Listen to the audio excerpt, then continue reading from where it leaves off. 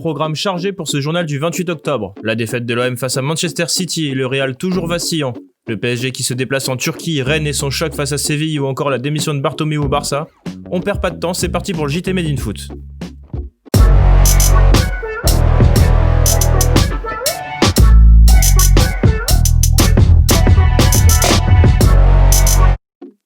La marche était beaucoup trop haute pour l'OM. Hier, face à Manchester City, Marseille s'est contenté de faire de la figuration avec une défaite 3-0.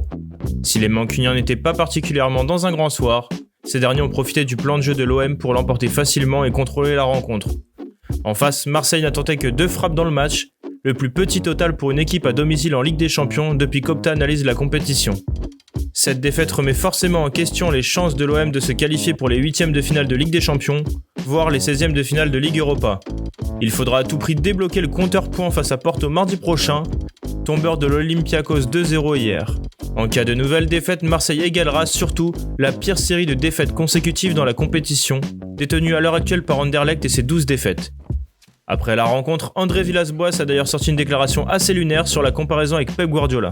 Malheureusement, Marseille n'a pas d'argent pour faire venir Guardiola ici. Si tu as Guardiola ici, un jour tu peux avoir Marseille et avoir précisément ça. Mais bon, malheureusement, vous avez AVB avec cette tactique et il essaye de faire le mieux possible pour l'équipe.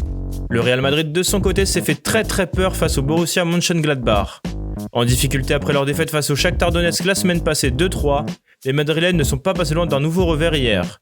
Menés 2-0 jusqu'à la 86e minute par un doublé de Marcus Thuram, les hommes de Zinedine Zidane ont trouvé les ressources nécessaires pour arracher le match nul.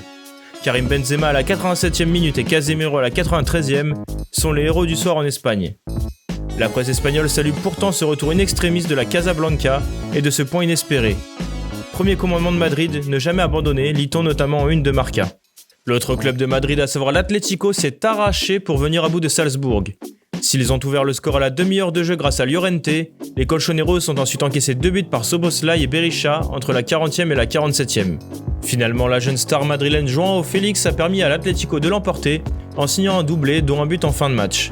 Le Portugais n'est d'ailleurs pas passé loin d'inscrire l'un des buts de l'année en première mi-temps, mais sa retournée acrobatique est venue s'écraser sur la barre. Dans les autres rencontres de la soirée, Liverpool l'emporte 2-0 contre Midtjylland mais perd Fabinho sur blessure. Après Van Dijk et Matip, un nouveau défenseur est à l'infirmerie chez les Reds et la situation risque de devenir inquiétante. Le Bayern, de son côté, a fait le service minimum face au Lokomotiv Moscou avec une victoire 2-1. Joshua Kimmich a inscrit un incroyable but pour offrir la victoire aux siens à 10 minutes du terme. Enfin, l'Ajax et l'Atalanta n'ont pas réussi à se départager, score final 2-2, match nul aussi mais score vierge pour l'Inter à Donetsk. Relever la tête, voilà la devise du PSG pour ce déplacement à Istanbul. Battus par Manchester United 1-2 au Parc des Princes mardi dernier, les Parisiens doivent profiter de ce déplacement en Turquie pour remporter leur premier point. La bande de Thomas Tuchel devra aussi faire abstraction des tensions diplomatiques entre les deux pays et des quelques 300 supporters attendus au stade. Pour la composition probable, l'Allemand devra aligner une équipe similaire à celle de samedi contre Dijon, un 4-2-2-2 avec Danilo associé à Kimpembe en défense centrale. Marquinhos, qui sera capitaine, sera au milieu de terrain avec Ander Herrera. En attaque, on retrouvera le quatuor Neymar, Mbappé, Angel Di Maria et Moise Kean. Coup d'envoi de ce match à 18h55 en Turquie.